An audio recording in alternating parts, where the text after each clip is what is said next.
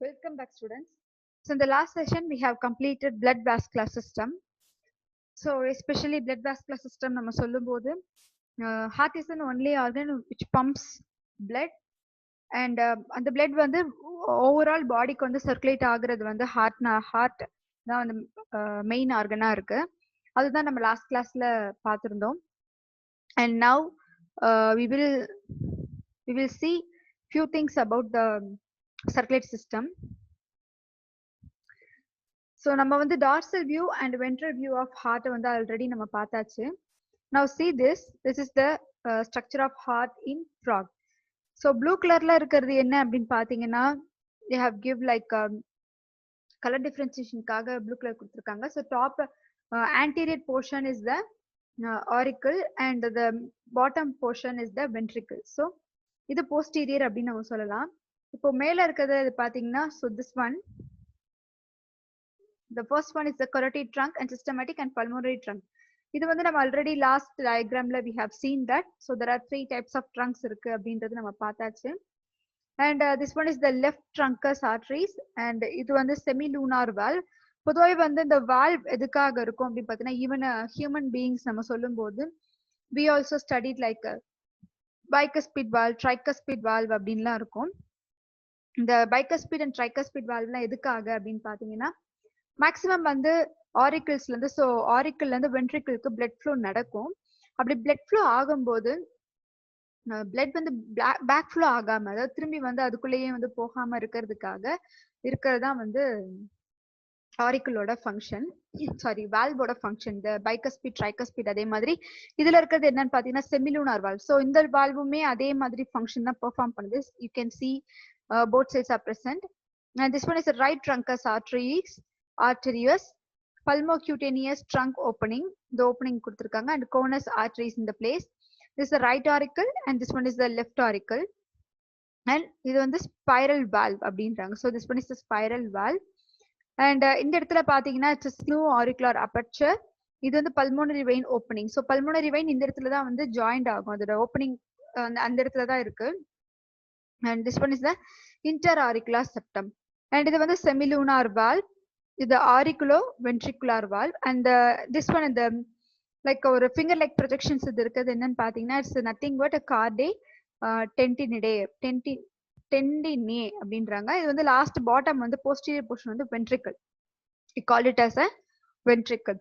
So top எப்போதுமே வந்து auricle தான் இருக்கும் and bottom வந்து ventricle. We have already seen in the last session. That is frog நம்ம சொல்லும்போது they have a 3 chamber. The heart வந்து 3 chambers தான் இருக்கும். Anterior வந்து 2 இருக்கும். So bottom one is posterior is 1. Anterior left and right அப்படின்றது already நம்ம சொல்லியாச்சு. So now let us see the next one is the blood content of blood in frog. So bloodல நம்ம frogோட bloodல நம்ம சொல்லும்போது என்னென்ன blood componentsலாம் இருக்குன்றதை நம்ம first சொல்லிடலாம். Let us see this. The first one is the erythrocytes, that is our red blood corpuscles.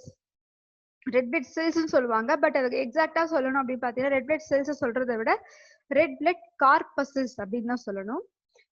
So red blood corpuscles, you know that RBC யோட structure எப்படி இருக்கும் அப்படின்றது நமக்கு தெரியும். It's like a disc shape or a spherical shape, biconcave. ரெண்டு இடமும் பாத்தீங்கன்னா இப்போ இந்த சைடும் பாத்தீங்கன்னா குழியா இருக்கு, அதே மாதிரி அதோட another side like அதுக்கு behindly எப்படி இருக்கும் அப்படின்னு பாத்தீங்கன்னா அதுவும் அதே மாதிரி குழியா கான்கேவா தான் இருக்கும். That's why it is called as a biconcave.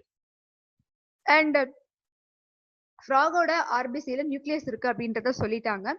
So ஒரு செல்லுல வந்து நியூக்ளியஸ் இருந்தாலே what is the meaning of that அப்படின்னு பாத்தீங்கன்னா the cell can divide. But human RBC அப்படின்னு நம்ம சொல்லும்போது எஸ்பெஷலி வெர்டிபிரேட்ஸ் நம்ம சொல்லும்போது அதுல முக்கியமா வந்து ஹியூமன் நம்ம சொல்றோம்னு பாத்தீங்கன்னா நம்மளோட ஆர்பிசிக்கு லைஃப் ஸ்பேன் மட்டும்தான் இருக்கு. Because we don't have any nucleus in our ஆர்பிசில நியூக்ளியஸ் இருக்காது மெச்சூரான ஆர்பிசில.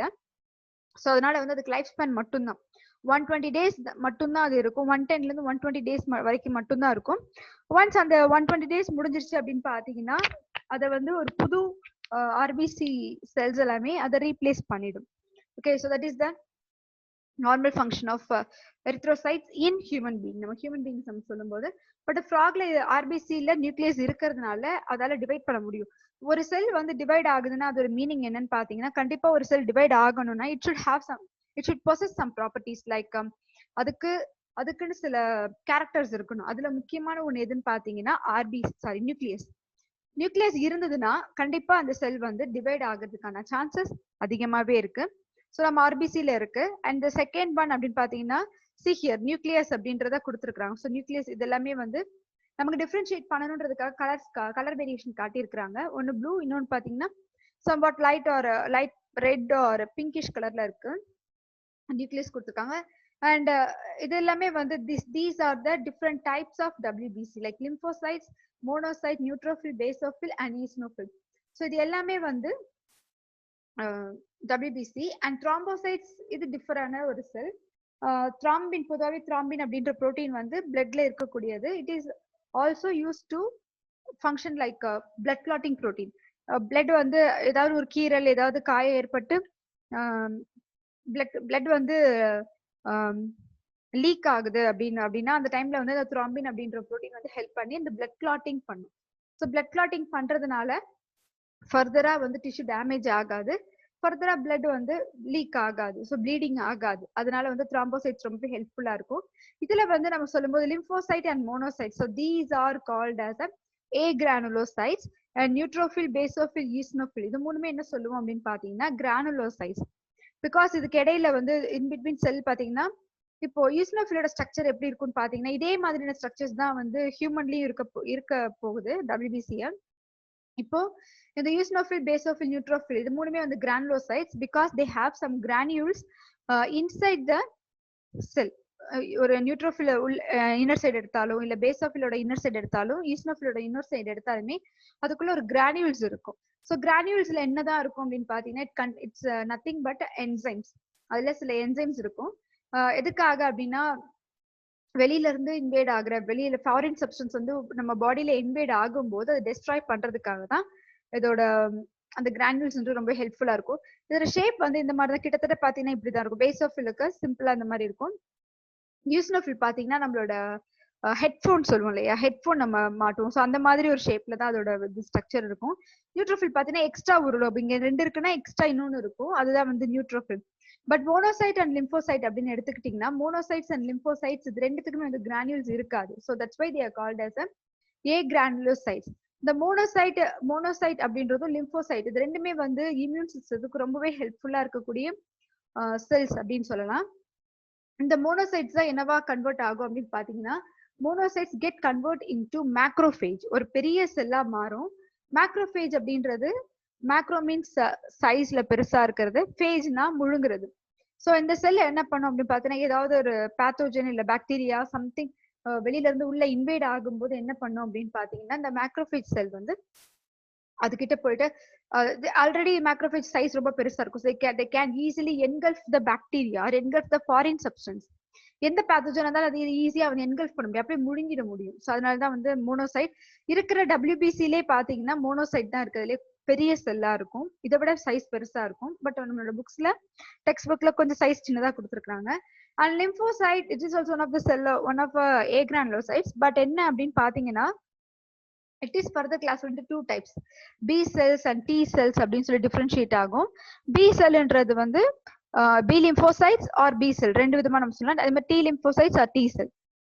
ஒரு செல் எந்த இடத்துல மெச்சூர் ஆகுதுன்றத பொறுத்து தான் அதோட நேம் அப்படின்றது இருக்கு. B cell அப்படின்றது என்னன்னு பாத்தீங்கன்னா போன் மேரோல மெச்சூர் ஆகும்.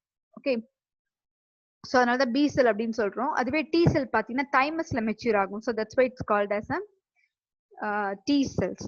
Okay students, so now let us go to the next system, that is nervous system.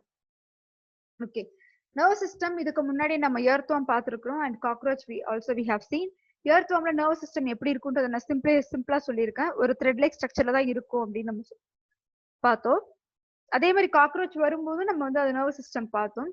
அனிடாக்கு அடுத்து தான் ஆர்த்ரோபோட்ஸ் இருக்கு. ஸோ அதனால வந்து ஒரு அனிலிட்ஸ் தாண்டி ஆர்த்ரோபோட்ல சில வேரியேஷன்ஸ் தான் நர்வஸ் சிஸ்டம்ல இருந்ததே தவிர ரொம்ப ஹை காம்ப்ளிகேட்டட்லாம் கிடையாது. பட் ஆனா வந்து நம்ம ஃப்ராக் நம்ம சொல்லும்போது it comes under vertebrates. At the same time ஃபிஷஸ்க்கு அடுத்து வந்து அடுத்த ஒரு கிளாஸ் அப்படின்னு சொல்லலாம். ஸோ ஃபிஷஸ் வந்து ஃபைலம் அப்படின்னு வருதுன்னா இது வந்து கிளாஸ்ல இருக்கு.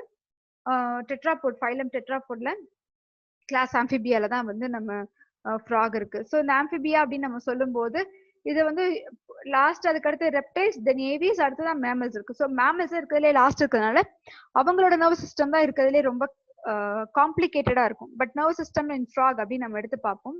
இதுல எந்த மாதிரியான ஸ்ட்ரக்சர்ஸ் எல்லாம் இருக்கு, இதுல எப்படிப்பட்டது இருக்கு அப்படின்றத நம்ம வந்து டிஸ்கஸ் பண்ணலாம். The nervous system is divided into a central nervous system, that is CNS, the peripheral nervous system PNS, and autonomous nervous system ANS.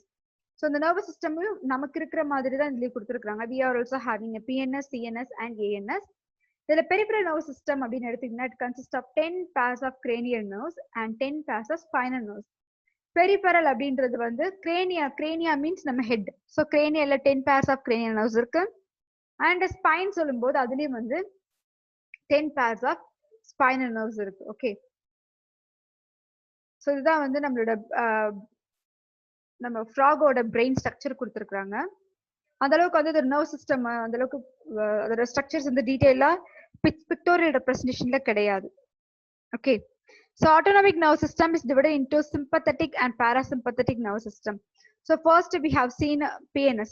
நம்ம PNS நம்ம வந்து கம்ப்ளீட் பண்ணியாச்சு. அதுல 10 pair of cranial nerves and 10 pair of spinal nerves அதோட முடியுது. But autonomic nerve system அப்படின்னு எடுத்தீங்கன்னா அதுல வந்து sympathetic nerve system and parasympathetic nerve system ரெண்டா டிவைட் ஆகுது. The control involuntary functions of visceral organs. So generally நம்மளோட பாடி நம்ம சொல்லும் போது we do have like voluntary and involuntary actions, involuntary functions அப்படின்னு நம்ம சொல்லலாம். ஃபர்ஸ்ட் வாட் இஸ் வாலண்டரி அப்படின்னு பாத்தீங்கன்னா இப்போ நம்ம நினைச்சா செய்ய முடியும் அப்படின்றது எல்லாமே வாலண்டரி. சே ஃபார் எக்ஸாம்பிள் இப்போ நீங்களே நினைச்சா மட்டும்தான் ஒரு பெண்ணை எடுத்து லிஃப்ட் பண்ணுவீங்க, ஒரு பெண்ணை எடுத்து நம்ம ரைட் பண்ணுவோம், இல்ல எழுந்து நம்ம வாக்கிங் பண்ணுவோம், எழுந்து நடப்போம், இல்ல ஏதாச்சும் நம்ம சாப்பிடணும் அப்படின்னா நம்ம கையை வந்து அசைக்கணும். அதுக்கு எல்லாமே வந்து வாலண்டரி ஃபங்க்ஷன். நம்ம நினைச்சு அது நம்ம செஞ்சா மட்டும்தான் வந்து வாலண்டரி ஃபங்க்ஷன். ஆனா அதுவே வந்து நம்மளோட அவேர்னஸ் இல்லாம அதுவாவே ஃபங்க்ஷன் ஆகுது அப்படின்னா that is called involuntary.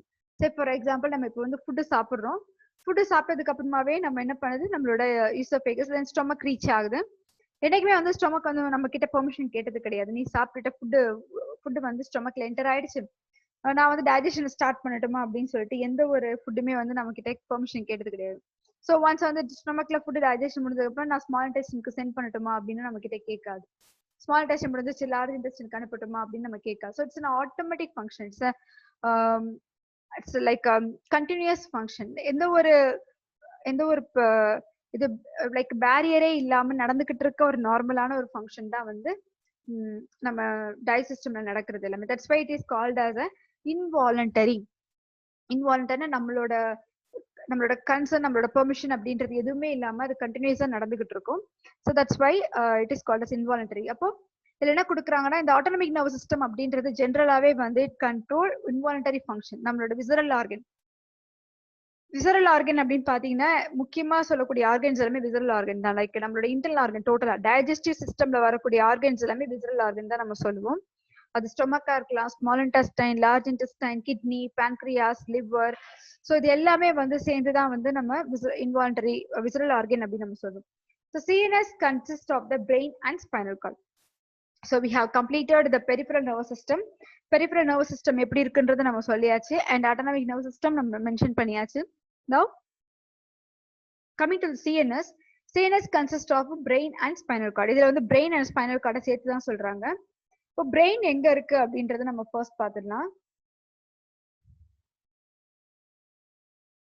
Brain is situated in the cranial cavity. crania அப்படின்னா crania அப்படின்னு நீங்க எங்கெல்லாம் ஸ்டடி பண்றீங்களோ அதோட மீனிங் என்னன்னு பாத்தீங்கன்னா நம்மளோட மண்டை ஓடு, நம்ம ஸ்கல் இருக்கு இல்லையா, அததான் நம்ம என்ன சொல்லுவோம்னு பாத்தீங்கன்னா crania அப்படின்னு நம்ம சொல்லுவோம். ஸோ பிரெயின் எங்க இருக்குன்னா even we are also having a brain in the cranial cavity. நம்ம பிரெயின் வந்து நம்மளோட ஸ்கல்குள்ள இருக்கு அப்படின்னா ஜஸ்ட் அப்படியே வந்து அந்த ஸ்கல்லுள்ள ஒரு ஸ்பேஸ் இருக்கும், அந்த ஸ்பேஸ்ல வந்து பிரெயின் ஆக்குபை ஆயிருக்கும் அப்படின்றது மட்டும் கிடையாது. It is present in the cranial cavity. எதுக்காக வந்து கேவிட்டி அந்த இடத்துல இருக்கணும், எதுக்காக ஒரு ஃப்ளூயிட் சப்ஸ்டன்ஸ் அந்த இடத்துல இருக்கணும் அப்படின்னு பாத்தீங்கன்னா especially to avoid the shock. ஜென்ரலா நம்ம பாடி வந்து அந்த ஒரு ஜெர்க் ஆக்ஷன் அதிகமாவே கொடுக்கும். அதுவும் இல்லாம நம்ம கேட்கிற நியூஸ் இந்த மாதிரி ஏதாவது சம்திங் ஏதோ ஒரு நம்ம இப்போ ஒரு சில பேஷண்ட்ஸு கூட வந்து டாக்டர் சொல்லுவாங்க அவங்க ரொம்ப வீக்கா இருக்காங்க, ஸோ அவங்களுக்கு ஒரு ஷாக்கான நியூஸ் சொல்லக்கூடாது அப்படின்னா பிகாஸ் அந்த ஷாக் அவங்க பாடி அக்செப்ட் பண்ணலன்னா அதுக்கு அது ஒரு வேற ஒரு மாதிரி ரியாக்ஷன் கொடுக்கும். ஸோ அந்த பர்சனோட லைஃப் டேஞ்சர்ல ஆகும். இது வந்து நார்மலா நடக்கிறது. அதே மாதிரி நம்மளோட பிரெயின் வந்து ஒரு அந்த ஷாக்ல இருந்து ப்ரிவென்ட் பண்ணணும் அப்படின்றதுக்காக தான் நம்மளோட ஸ்கல்குள்ள பாத்தீங்கன்னா அந்த கிரேனியாக்குள்ள ஒரு கேவிட்டின்றது இருக்கும். அட் த சேம் டைம் அந்த ஷாக்ல இருந்து மெயின்டைன் பண்ணும். At the same time it is use to like ஒரு போயன்சி கண்டிஷன்ல வந்து மிதக்கிற மாதிரி வச்சிட்டு இருக்கோம். அதான் கொடுத்துருக்காங்க. So brain is situated in the cranial cavity and covered by two meninges called pyometer and durameter. So பிரெயினை பொறுத்த வரைக்கும் ரெண்டு தான் கொடுக்குறாங்க. ஒன்று பயாமீட்டர், இன்னொன்று டியூராமீட்டர் வந்து கவர் ஆகுது. The brain is divided into forebrain, midbrain and hindbrain. So நம்ம வந்து three parts நம்ம டிவைட் பண்றோம். இப்போ நம்ம even we have seen cockroach நம்ம gut சொல்லும்போது foregut, midgut, hindgut நம்ம சொல்லிருந்தோம் இல்லையா, 3 parts. அதே மாதிரி தான் இதுல forebrain அப்படின்றது என்னன்னு பாத்தீங்கன்னா FORE எந்த இடத்துல நீங்க ஸ்டடி பண்றீங்களோ அதோட மீனிங் வந்து ஃப்ரண்ட். Okay, so front. இப்போ ஃப்ரண்ட்ல இருக்க பிரெயின் தான் நம்ம வந்து ஃபோர் பிரெயின் சொல்றோம். ஃபோர் பிரெயினுக்கும் ஹைண்ட் பிரெயினுக்கும் மிடில் இருக்கிறத மிட் பிரெயின் நம்ம கொடுக்குறோம். அண்ட் ஹைண்ட் பிரெயின் அப்படின்னு பாத்தீங்கன்னா ஃபர்ஸ்ட்ல இருந்து ரொம்ப தூரம் தள்ளி இருக்கு. லைக் ஃபோர் பிரெயின்ல இருந்து ரொம்ப தூரம் தள்ளி இருக்கிறதுனால தான் அதுக்கு பேரே வந்து ஹைண்ட் பிரெயின். ஓகே, ஸோ பிரெயினை வந்து 3 டிவைட் பண்ணிருக்கோம். The first one is the fore brain. It is otherwise called as a prosencephalon. இது நம்ம என்னன்னு சொல்லுவோம் அப்படின்னு பாத்தீங்கன்னா ப்ரோசென்செஃபலான் அப்படின்னு நம்ம சொல்றோம். Bro means first, cephalo means head. Okay, cephalic appendages அந்த மாதிரிலாம் இருக்குனாலே ஒரு மீனிங் என்னன்னு பாத்தீங்கன்னா செஃபலோ மீன்ஸ் ஹெட், மறந்துடாதீங்க. So prosencephalon is the anterior most and largest part consisting of a pair of olfactory lobes. So forebrain இருக்கிறதுலே வந்து largest part of the brain இருக்கு. இப்போ இதுல என்ன சொல்றாங்க அப்படின்னு பாத்தீங்கன்னா anterior sideல இருக்கு and largest part இருக்கிறதுலே largest part ஆக்குபை பண்ணுது. இதுல வேற என்ன அப்படின்னு பாத்தீங்கன்னா it consists of a pair of olfactory lobes. Olfactory lobes means நம்ம சென்ஸ் ஆர்கனும் அதோட வந்து மிங்கிள் ஆகுது அப்படின்னு நம்ம சொல்லலாம். நம்ம சென்ஸ் ஆர்கனும் வந்து அது ஃபங்க்ஷன் ஆகிறதுக்கு கூட கோஆர்டினேட் பண்ணுது அப்படின்னு நம்ம சொல்லலாம். So olfactory lobes and cerebral hemisphere. So cerebrum அப்படிங்கும்போது நம்மளோட பிரெயினை தான் கொடுக்குறாங்க. So cerebral hemisphere as telencephalon. So cerebral hemisphere occupy பண்ற பிளேஸ் வந்து டீலன்செஃபலான் அப்படின்னு சொல்றாங்க. And diencephalon. Okay, and the anterior part of the olfactory lobes is narrow and free but is fused posteriorly. இது anterior part நம்ம சொல்லும்போது இது என்ன எப்படி கொடுத்திருக்காங்கன்னா நேரோவா இருக்கு and at the same time வந்து அது வந்து ஃப்ரீ, அதோட ஸ்ட்ரக்சர் எதுலயும் வந்து அட்டாச் ஆன மாதிரி அந்த மாதிரி இல்ல அப்படின்றாங்க. so it is free but is fused posteriorly. ஆனா anterior side ஃப்ரீயா இருக்கு, பட் அது anteriorனா டாப் சைடு. ஓகே, டாப் வந்து ஃப்ரீயா இருக்கு, பட் பாட்டம் போஸ்டீரியர் பாத்தீங்கன்னா fusion ஆன மாதிரி இருக்கு. The olfactory lobes contain a small cavity called olfactory ventricle. அந்த olfactory lobes வந்து ஒரு small cavity இருக்கு. That's why it is called as a olfactory ventricle அப்படின்னு கொடுத்திருக்காங்க. So let us see the structure. See this. So anterior position பாத்தீங்கன்னா it is somewhat like ஃப்ரீயா இருக்கு. ஆனா posterior பாத்தீங்கன்னா அது ஒரு மாதிரி ஜாயிண்ட் ஆன மாதிரி இருக்கு. அதான் வந்து இப்படி கொடுத்திருக்காங்க. The next one, the midbrain or mesencephalon. So நம்ம வந்து forebrainக்கு வந்து prosencephalon அப்படின்னு கொடுத்திருந்தாங்க. And midbrain they called it as a mesencephalon. Includes two large or oval optic அப்படின்றது நம்மளோட ஐஸோட சேர்ந்த ஒரு கோஆர்டினேட் பண்றது midbrainல தான் இருக்கு நம்ம சொல்லலாம். இதே forebrainல பாத்தீங்கன்னா olfactory lobes, நம்ம smell center இந்த மாதிரி எல்லாமே olfactory lobes. Midbrainல வந்து optic nerves. Okay, two large oval optic lobes and has a cavity is called optic ventricles. So இதுக்கு தனியாவே ஒரு இது இருக்கு, optic ventricles அப்படின்னு கொடுத்திருக்காங்க. And the last one is the hindbrain or last part, hindbrain or rhombencephalon. So first இருக்கிற forebrain வந்து we call it as a prosencephalon, middle brain mesencephalon and hindbrain is called as a rhombencephalon. அதே நேரத்துல நம்ம லாஸ்ட்ல discuss பண்ணும்போது என்ன கொடுத்திருந்தாங்க அப்படின்னு பாத்தீங்கன்னா see here. So அந்த anterior part அந்த நம்ம டிஸ்கஸ் பண்ணும்போதே இல்ல cerebral hemisphere and it is telencephalon and diencephalon இதுவும் வந்து மென்ஷன் பண்ணிருக்காங்க. So hindbrain consists of cerebellum and medulla oblongata. Hindbrain, that is a rhombencephalonல ரெண்டு பார்ட்டா கொடுக்குறாங்க. ஒன்னு பாத்தீங்கன்னா cerebellum and medulla oblongata. So medulla oblongata and cerebellum இது ரெண்டுமே வந்து நம்ம ஹைண்ட் பிரெயின், அதாவது பின்னாடி இருக்கக்கூடிய பிரெயின்ல தான், ரொம்ப தூரத்துல ஃபோர் பிரெயின்ல இருந்து ஹைண்ட் பிரெயின் ரொம்ப தூரத்துல இருக்கு. இந்த இடத்துலதான் வந்து cerebellum-உம் medulla oblongata-வும் இருக்கு. Okay, cerebellum is a narrow thin transverse band followed by medulla oblongata. So cerebellum ரொம்ப நேரோவா இருக்கு, அதுல வந்து ஒரு டிரான்ஸ்வர்ஸ் பேண்ட் ஸ்ட்ரக்சர் மாதிரி இருக்கு. அதுக்கு அடுத்து தான் மெடுலா ஆப்லங்கேட்டா அப்படின்றது இருக்கு. ஓகே, எஸ், மெடுலா ஆப்லங்கேட்டா இருக்கு. அண்ட் மெடுலா ஆப்லங்கேட்டா வந்து சொல்ற மாதிரி அந்த ஒரு மூவில சொல்ற மாதிரி மெடுலா ஆப்லங்கேட்டால அடிபட்டுச்சுன்னா மெமரி லாஸ் அப்படின்றது கிடையாது. Actually it's totally wrong fact. Medulla ஆப்லங்கேட்டால அப்படி அடிபடுதுன்னா அது மெமரி ஆகாது. So medulla oblongata passes out through the foramen magnum and continues as a spinal cord. So medulla oblongata cerebellum முடிஞ்சதுக்கு அப்புறமா மெடுலா ஆப்லங்கேட்டா இருக்கு. ஸோ மெடுலா ஆப்லங்கேட்டாக்கு அப்புறமாவே என்ன ஆகுது அப்படின்னு பாத்தீங்கன்னா ஸ்பைனல் கார்டு வந்து ரன் ஆகுது. ஸ்பைனல் கார்டு அப்படின்னு நம்ம சொல்லும் போது நம்ம வெர்டிபிரல் காலம்குள்ளதான் வந்து ஸ்பைனல் கார்டு போகும். Okay, so spinal cord, spinal nerves, அதுல இருந்து வரக்கூடிய நர்வ்ஸ் வந்து we called it as a spinal nerves அப்படின்னு நம்ம சொல்லுவோம். Medulla oblongata passes out through the foramen magnum and continues as a spinal cord which is enclosed in the vertebral column. So vertebral காலம் எதுக்காக அப்படின்னு பாத்தீங்கன்னா அந்த spinal nerves எல்லாமே வந்து சேஃபா க்ளோஸ் பண்றதுக்கான ஒரு ஸ்ட்ரக்சர் மாதிரி ஃபங்க்ஷன் ஆகும். அதான் இங்க கொடுத்துருக்காங்க. அந்த ஸ்பைனல் கார்டை க்ளோஸ் பண்றதுக்கு, அந்த ஸ்பைனல் கார்டை சுத்தி, இப்போ ஃபார் எக்ஸாம்பிள் நம்ம வீட்டுல வந்து அந்த ஒயர்லாம் இருக்கு அப்படின்னு பாத்தீங்கன்னா அந்த ஒயரை நீங்க கட் பண்ணீங்கன்னா மிடில்ல தான் ஆக்சுவலா அந்த ஒயர் இருக்கும். பட் ஆனா வெளியில இருக்க அந்த பிளாஸ்டிக் எதுக்காக அப்படின்னு பாத்தீங்கன்னா லைக் ஒரு இன்சுலேட்டர் மாதிரி இருக்கும். அந்த அந்த வயர் மட்டும் தனியா இருந்தது அப்படின்னு பாத்தீங்கன்னா அந்த வயர் நம்ம டச் பண்ணும்போது எலக்ட்ரிக் நமக்கு வந்து ஷாக் அடிக்கிறதுக்கான வாய்ப்பு வந்து அதிகமா இருக்கும். ஸோ அதுல இருந்து நம்மள ப்ரிவென்ட் பண்ணணும் அப்படின்றதுக்காக தான் என்ன பண்ணுவாங்க பாத்தீங்கன்னா அந்த உள்ள இருக்கக்கூடிய அந்த கேபிள்ல வந்து அதை சுத்தி வெளியில இருக்க அந்த பிளாஸ்டிக் வந்து இன்சுலேட்டர் மாதிரி இருக்கும். ஸோ இட்ஸ் கண்டக்ட் ஆகாம, எலக்ட்ரிசிட்டி கண்டக்ட் ஆகாம அது தடுக்கும் இல்லையா? அதே மாதிரிதான் இங்கேயும் அந்த ஸ்பைனல் கார்டு வந்து உள்ள இருக்கக்கூடிய அந்த ஒரு கேபிள் ஆர் வயர் மாதிரி நம்ம சொல்லலாம். அந்த நம்மளோட வெர்டிபிரல் காலம் அப்படின்றது எப்படின்னு பாத்தீங்கன்னா அந்த பிளாஸ்டிக் இது வந்து ரேப் பண்ண மாதிரி இருக்கு இல்லையா, அந்த டியூப் அந்த மாதிரி இருக்கிறது நம்மளோட வெர்டிபிரல் காலம். ஸோ பட் அதுக்காக வெர்டிபிரல் காலம் வந்து யூஸ்ஃபுல் இல்லை அப்படின்னு சொல்ல முடியாது. நம்ம பாடி வந்து ஹோல்ட் பண்ணி ஸ்டாண்ட் பண்ணணும் அப்படின்ற பர்பஸ்க்கு எல்லாத்துக்குமே வந்து வெர்டிபிரல் காலம் தான் ரொம்பவே ஹெல்ப்ஃபுல்லா இருக்கு. ஓகே, அண்ட் ஸ்பைனல் நர்வ்ஸ் ரொம்பவே இம்பார்ட்டன்டான ஒன்று. இன்ஃபர்மேஷனை வந்து பாஸ் பண்றதுக்கு எல்லாத்துக்குமே ரொம்ப இம்பார்ட்டன்டான ஒரு ஆர்கனா இருக்கு அப்படின்னு நம்ம சொல்லலாம். And now you can see this is the portion of இது வந்து பிரெயினோட ஃப்ராக் பிரெயினோட டார்சல் வியூ. ஓகே, அண்ட் இது அதே ஃப்ராகோட வென்ட்ரல் வியூ.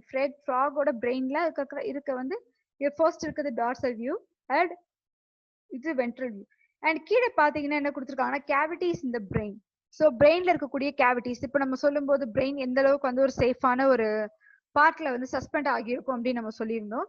அதுதான் இங்க கேவிட்டிஸ் இன் பிரெயின் தனியாகவே கொடுத்துருக்காங்க. Now you can see this. So இது வந்து நம்ம ஹியூமன்ல இருக்கக்கூடிய ஒரு காம்ப்ளிகேட்டான ஒரு ஸ்ட்ரக்சர் மாதிரி தான் இதுக்கு இருக்காது. ரொம்பவே பாக்குறதுக்கு எப்படி இருக்குன்னு பாத்தீங்கன்னா ஓரளவுக்கு வந்து நம்மளால அண்டர்ஸ்டாண்ட் பண்ண முடியும் அந்த மாதிரி ஒரு ஸ்ட்ரக்சரா கொடுத்துருக்காங்க. You can see the first one is the olfactory lobe. Olfactory lobe is the anterior portion and this is the posterior portion. So anterior portion பாத்தீங்கன்னா it is somewhat free. டாப்ல இருக்கிறது வந்து ஃப்ரீயா இருக்கு. இந்த இடம் பாத்தீங்கன்னா ஜாயிண்ட் ஆகாம இருக்கு. This is the olfactory lobe. And இது வந்து ரெண்டுமே வந்து பாத்தீங்கன்னா it's nothing but cerebral hemisphere. Okay, and this portion இது pineal body. இது டாப்ல இருக்கிறது வந்து pineal body. Even pineal body நம்மளோட பாடியிலுமே நம்ம ஈவன் ஹியூமனுக்குமே இருக்கு. So do not get confused with the pineal gland. And this portion is called diencephalon. இது வந்து diencephalon region. And இது வந்து cerebellum. So cerebellum நம்ம இதுக்கு முன்னாடி தான் லாஸ்ட் டிஸ்கஸ் பண்ணது என்னன்னு பாத்தீங்கன்னா hind brain தான் cerebellum and medulla oblongata நம்ம சொல்லியிருந்தோம். So they are having a cerebellum and medulla oblongata. So இந்த medulla oblongataவுக்கு பக்கத்துல பாத்தீங்கன்னா டாப் மோஸ்ட்ல என்ன இருக்கு அப்படின்னு பாத்தீங்கன்னா they having optic lobe. olfactory lobe இருக்கு, optic lobe இருக்கு. Okay, and coming to the ventral view of this diagram, here you can see this optic chiasma, that is அந்த knot like structure கொடுத்திருக்காங்க. And this is infundibulum and this is the pituitary body. So pituitary body வந்து already நம்ம pituitary gland அப்படின்ற ஒரு நேம்ல வந்து நம்ம பார்த்திருப்போம்.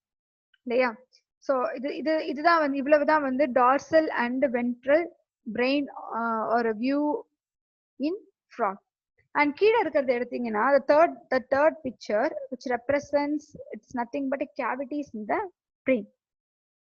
கேவிட்டிஸ்னா அதுல ஏதாவது ஸ்பெசிபிக்கான பாடி ஃப்ளூயிட்ஸ் இருக்கா, நத்திங் பட் ஒரு பிரெயின் ஃப்ளூயிட் ஏதாவது ஸ்பெசிபிக்கா இருக்குமா, அந்த மாதிரிலாம் பாக்குறாங்க.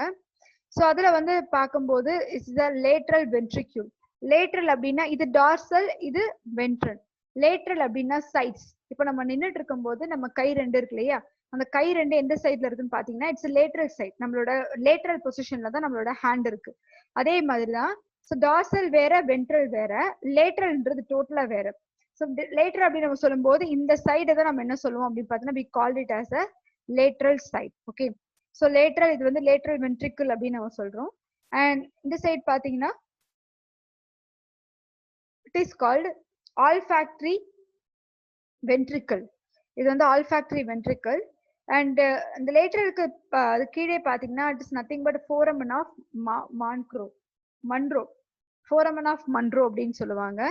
அண்ட் தென் அடுத்தது பார்த்தீங்கன்னா தேர்ட் வென்ட்ரிக்கிள். இது வந்து தேர்ட் வென்ட்ரிக்கிளா. அண்ட் அதுக்கு கீழே வந்து சைட்ல ஒரு பேர் ஆஃப் லோப்ஸ் மாதிரி ஸ்ட்ரக்சர் இருக்கு. Okay, you can see here. First ஒரு யூ ஷேப் மாதிரி இருக்கு. அடுத்து கீழே வந்துட்டு ரெண்டு சைடுமே வந்து பேர் ஆஃப் சம் லைக் ஒரு பீன் ஷேப் மாதிரி இருக்கு. பட் வாட் இஸ் தட் அப்படின்னு பார்த்தீங்கன்னா it is nothing but optic ventricle. So optic ventricle இருக்கு, ஆல்ஃபாக்டரி வென்ட்ரிக்கிளும் இருக்கு. அண்ட் த லாஸ்ட் ஒன் அப்படின்றது it's nothing but the fourth ventricle. So we have seen 3 different structure அப்படின்னு நம்ம சொல்றோம். That is dorsal view, ventral view, and the last one is the cavities in the brain. இதுதான் நம்ம இந்த structures எல்லாமே நம்ம பார்த்துருக்கிறோம். And we will see what is the next. So excretory system of frog. Nerve system நம்ம complete பண்ணியாச்சு. And now we will go to the excretory system of frog. So excretory system of frog அப்படின்றத நம்ம பார்க்கறதுக்கு முன்னாடி first we should know what is excretion. Already நம்ம earthwormல explain பண்ணிருக்கோம், காக்ரோச்லயே explain பண்ணிருக்கோம். But ஒரு வெர்டிபிரேட்ஸ் அப்படின்னு நம்ம சொல்லும் போது இதுல இருக்கக்கூடிய எக்ஸ்கிரிட்டரி ப்ராடக்ட் எந்த மாதிரியான சப்ஸ்டன்ஸ் இருக்கு, அது எப்படி வந்து அது எக்ஸ்கிரீட் பண்ணுது, அண்ட் அதுக்குன்னு யூஸ் பண்ணக்கூடிய ஆர்கன்ஸ் என்ன, ஆர்கன் எந்த மாதிரி இருக்கும் அப்படி எல்லாமே நம்ம தெரிஞ்சுக்கலாம். பட் இதுல ஒரு முக்கியமான விஷயம் என்ன அப்படின்னு பாத்தீங்கன்னா, இப்போ நம்ம ஹியூமன்ஸ் நம்ம எக்ஸ்கிரிட்டரி ஆர்கன் அப்படின்னு நம்ம சொல்லும் போது we can easily say that it's a kidney, right? அதே மாதிரி காக்ரோச்க்கு நம்ம மால்பிஜியன் டியூபல்ஸ் பார்த்தோம், அதே மாதிரி எர்த்வார்ம்க்கு நெஃப்ரிடியா பார்த்தோம், இதெல்லாம் நம்ம பார்த்து முடிச்சாச்சு. But coming to the frock அப்படின்னு பாத்தீங்கன்னா, இந்த ஃப்ராக்ல இருக்கக்கூடிய ஒரு முக்கியமான ஒரு விஷயமே என்ன அப்படின்னா, இதுல வந்து எக்ஸ்கிரிட்டரி ஆர்கன் அப்படின்ற மாதிரி தனியா இருக்காது. So but they do have some type of mechanism called urinogenital system. Urinogenital system அப்படின்னு ஒரு நேம்ல தனியாவே இருக்கும். Okay, okay students, let us continue this session in the next class. Thank you students.